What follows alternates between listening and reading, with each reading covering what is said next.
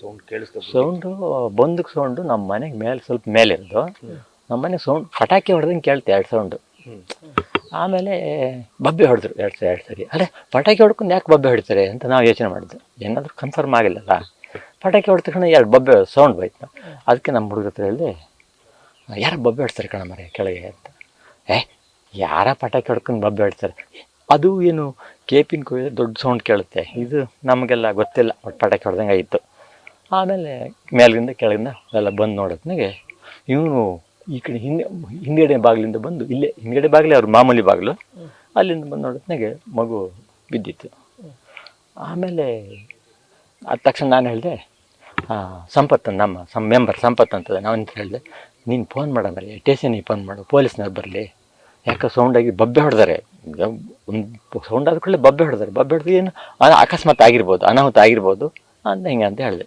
ಅಷ್ಟೊತ್ತಿಗೆ ಅವ್ನು ಸಂಪತ್ ಬಂದು ಸ್ಟೇಷನಿಗೆ ಫೋನ್ ಮಾಡ್ದೆ. ಸ್ಟೇಷನಿಗೆ ಫೋನ್ ಮಾಡ್ಬೇಕಾದ್ರೆ ಸಾಧಾರಣ ಒಂದು 25-50 ಜನ ಆಗಿದ್ದಿಲ್ಲ ಅಷ್ಟೊತ್ತಿಗೆ, ಆಲ್ಮೋಸ್ಟ್ 50 ಜನ ಇದ್ದರು. ಆವಾಗ ಬಂದು ನೋಡೋತ್ನಾಗ ಇಲ್ಲಿ ಜ್ಯೋತಿ ಒಳಗಡೆ ಬಿದ್ದಿದ್ಲು, ಆ ಮಗು ಹೊರಗಡೆ ಬಿದ್ದಿತ್ತು. ಅವನು ಪತ್ತೆನೇ ಇಲ್ಲ, ಎಲ್ಲಿ ಹೋಗಿದೆ ಅಂತ ಗೊತ್ತೇ ಇಲ್ಲ. ಆಮೇಲೆ ಇಷ್ಟೆಲ್ಲ ಆಗಿ ಒಂದು ಸ್ವಲ್ಪ ಹೊತ್ತಿಗೆ ಎಲ್ಲ ಜನಗಳೆಲ್ಲ ಬಂದು ಒಂದು ಸ್ವಲ್ಪ ಹೊತ್ತಿಗೆ ಮತ್ತೊಂದು ಸರಿ ಫೈರ್ ಆಯಿತು.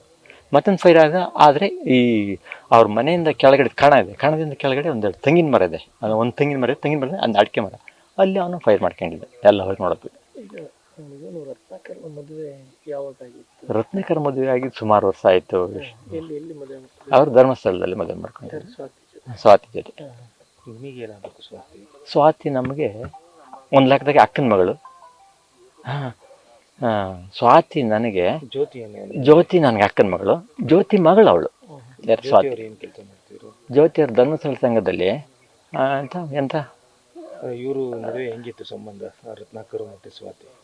ರತ್ನಾಕರ ಸ್ವಾತಿ ಭಾರಿ, ಅವರೇನು ಸಂಬಂಧ ಇರಲಿಲ್ಲ. ಅವ್ರು ಡೈವರ್ಸ್ ಮಾಡಬೇಕು ಅಂತೇಳಿ ಮಾಡ್ಕೊಂಡಿದ್ರು. ಡೈವರ್ಸ್ ಆಗಕ್ಕೆ ಇನ್ನೂ ಟೈಮ್ ಇದೆ ಅಂತ ಹೇಳ್ತಾ ಇದ್ರು. ಡೈವರ್ಸ್ ಆಗಿರಲಿಲ್ಲ ಅವ್ರಿಗಿನ್ನು. ಮಗು ಹೆಂಗೆ ಬಂತು, ಯಾರ ಜೊತೆ ಇತ್ತು ಮಗು? ರತ್ನಾಕರ ಜೊತೆನೇ ಇತ್ತು. ನಿನ್ನೆ ಹೆಂಗೆ ಬಂತು ಇಲ್ಲಿ ಮನೆಗೆ ಮಗುನ? ನಿನ್ನೆ ಅಂದರೆ ಅವನು ಕರ್ಕೊಂಡು ಬಂದಿದ್ದು ಮಗುನ. ಕರ್ಕೊಬಂದು ನಾನು ಕರೆದ್ರೆ ಬಾಗಿಲು ತೆಗಿಯಲ್ಲ, ಮಗುನ ಕರ್ಕೊಬಂದು ಮಗುನ ಕೈಲಿ ಕರ್ಸಿದ್ರೆ ಬಾಗಿಲು ತೆಗಿತಾರೆ ಅಂತೇಳಿ ಅವ್ನು ಮಗುನ ಕರ್ಕೊಬಂದು ಬಾಗಿಲು ತೆಗ್ಸಿದ್ದು. ಇಲ್ಲ ಅವಿನಾಶ್ ನನಗೆ ಸಿಕ್ಕಿಲ್ಲ. ಅವಿನಾಶ್ ಎಲ್ಲಿದೆ ಅನ್ನೋದು ನನಗೆ ಗೊತ್ತಿಲ್ಲ. ಮೊನ್ನೆ ಎಲ್ಲ ಯುಗಾದಿ ಹಬ್ಬ ಆಗಿತ್ತು. ಮೊನ್ನೆ ಎಲ್ಲ ಯುಗಾದಿ ಹಬ್ಬ ಎಲ್ಲ ಮಲಗಬೇಕಾಗಿತ್ತು ಅಷ್ಟೊತ್ತ. ಹೌದೌದು, ಎಲ್ಲ ಮಲಗುವ ಟೈಮು. ಆ ಟೈಮಿಗೆ ಇವರು ಹಬ್ಬ ಎಲ್ಲ ಜೋರ ಮಾಡಿದ್ರು ಇವರು. ಹಬ್ಬ ಏನು ಮಾಮೂಲಿ ಮಾಡ್ತಾರೆ. ಅವ್ರ ತಾಯಿ ಮನೇಲೂ ಇದು ನಾಡ ಹಬ್ಬ ಅಂದರೆ ಸುಗ್ಗಿ ಹಬ್ಬ, ಅಲ್ಲಿ ಬಾಳೆಗದ್ದೆಯಲ್ಲಿ ಅಲ್ಲಿಗೆ ಹೋಗ್ಬೇಕಂತ ಇಲ್ಲಿ ಹಬ್ಬ ಮಾಡಿ ಉಂಟು ಅಲ್ಲಿ ಹೋಗಂತ ರೆಡಿ ಮಾಡ್ಕೊಂಡಿದ್ರು ಅಷ್ಟೇ. ಸ್ವಾತಿ ಇದ್ದಿದ್ದು ಉಜ್ಜಯಿನಿ. ಸ್ವಾತಿ ಉಜ್ಜಯಿನಲ್ಲಿ. ಅವ್ರ ಹಬ್ಬಕ್ಕೆ ಬಂದದ್ದು ಇಲ್ಲಿಗೆ. ಅಲ್ಲಿ ಹಬ್ಬಕ್ಕೆ ಹೋಗೋಣ, ತಾಯಿ ಮನೆಗೆ ಹಬ್ಬಕ್ಕೆ ಹೋಗೋಣ ಅಂತ ಇಲ್ಲಿಗೆ ಬಂದು. ನನ್ನ ಹೆಸರು ಗೋಪಾಲ್ ಅಂತ. ಹೌದು ಅನ್ಸದೆ, ಗೊತ್ತಿಲ್ಲ. ಅಂದರೆ ಫಸ್ಟ್ ನನ್ನೇ ಹುಡುಕಿದ್ದು ಅಂತ ಎಲ್ಲ ಹೇಳ್ತಾರೆ, ಸರಿ ಗೊತ್ತಿಲ್ಲ ಏನಂತ. ಇಲ್ಲ ಆ ಥರ ಅಂದರೆ ಅವ್ರವ್ರದ್ದು ಕಾಂಟ್ಯಾಕ್ಟ್ ಇತ್ತೇನೇನೋ, ಸರಿ ಗೊತ್ತಿಲ್ಲ. ಅಂದರೆ ಮಧ್ಯದಲ್ಲ ಬಂದು ಹೋಗ್ತಿದ್ನಂತೆ, ಬಿಟ್ಟರೆ ಬೇರೆ ಎಂತ ಗೊತ್ತಿಲ್ಲ. ಮಗುನೆಲ್ಲ ನೋಡ್ತಿದ್ರ 2 ವರ್ಷ ನೋಡಿರ್ಲಿಲ್ಲ? 2 ವರ್ಷದಿಂದ ಇಲ್ಲ ಅಲ್ಲಿ ನಾನು ಕೆಲಸ ಮಾಡಲು ಬಂದಿದ್ರು, ಬಿಟ್ರೆ ಮತ್ತೆ ನೋಡಿಲ್ಲ. ಇಲ್ಲಿ ಅವ್ನು ಕಳ್ಸಲ್ಲ ಅಂತ ಇದ್ದ, ಅವನೇ ನೋಡ್ಕೊಳ್ತೀನಿ ಅಂತ ಹೇಳಿ ಈ ಥರ ಮಾಡಿದ್ನಲ್ಲ ಅಂತ ಅಷ್ಟೆ.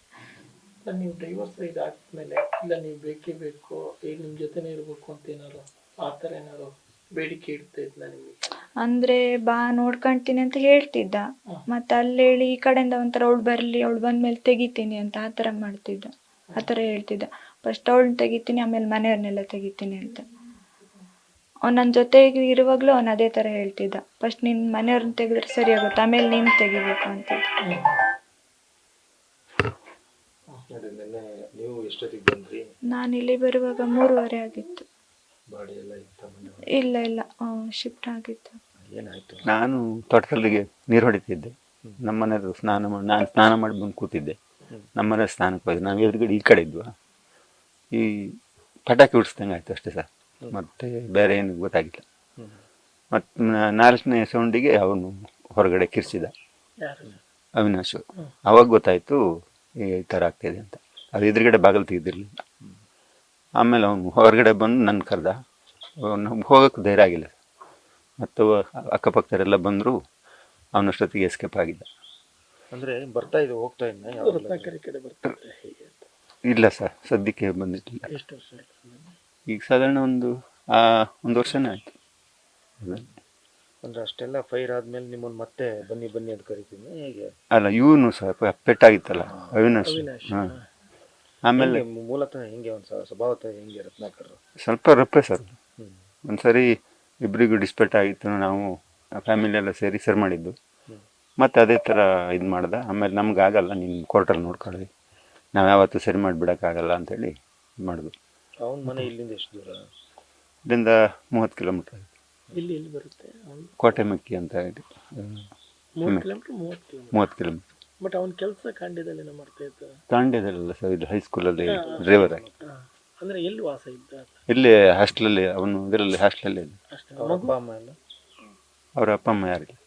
ಮಗುನು ಅವನ ಜೊತೆ? ಮಗು ಅವನ ಜೊತೆನೇ ಇತ್ತು. ಇವ್ರು ಬೇರೆ ಕಡೆ ಬಿಟ್ಟಿದ್ರು, ಅಲ್ಲಿ ಸರಿ ಆಗಲ್ಲ ಅಂತೇಳಿ ನಾನೇ ಓದಿಸ್ತೀನಿ ಅಂತೇಳಿ ಕೋರ್ಟಲ್ಲಿ ಏನೋ ಇದು ಮಾಡಿದಂತೆ. ಆಮೇಲೆ ಅವನೇ ಇಲ್ಲೇ ತಂದು ಇದು ಮಾಡ್ತಾ ಇದ್ದ. ಈಗ ಅವಿನಾಶ್ ಮತ್ತೆ ಸಿಂಧು ಏನಕ್ಕೆ ಬಂದಿದ್ರು? ಹಬ್ಬಕ್ಕೆ ಬಂದಿದ್ರು. ನಿನ್ನೆ ಅಲ್ಲಿಂದು ಹಣ್ಣು ಇದು ಹಣ್ಕಾಯಿ ಎಲ್ಲ ಮಾಡ್ಸೋಕಿತ್ತು ಮಸಿಗದ್ದೆಗೆ. ಅವರು ಅತ್ತೆನೂ ಇದ್ರ, ಬಂದರು ಕೆಲ್ಸಕ್ಕೆ ಹೋಗ್ಬೇಕು ಅಂತೇಳಿ ಇಲ್ಲಿಗೆ ಬಂದು ಹೋಗಿ. ಯಾವತ್ತು ಅವಿನಾಶ್ ಇವತ್ತು ಬೆಳಿಗ್ಗೆ ಹೋಗ್ತಿದ್ರು ಅಥವಾ ಏನು ಪ್ಲಾನ್ ಏನಿತ್ತು? ಇವತ್ತು ಬೆಳಿಗ್ಗೆ ಹೋಗೋರು ಸರ್ ಅವ್ರು. ಇವ್ರ ಜೊತೆ ಒಬ್ಬರೇ ಇದ್ರ? ತೋಟ ನೋಡ್ಕೊಂಡು ಏನು ಮಾಡ್ಕೊಂಡಿದ್ರು? ತೋಟ ನೋಡ್ಕೊಂಡು ಕೆಲಸ ಮಾಡ್ಕೊಂಡಿದ್ರು. ಜನ ಕೆಲಸ ಮಾಡ್ತಾರೆ. ಎಷ್ಟು ಎಕರೆ ಇದೆ ಜಮೀನು?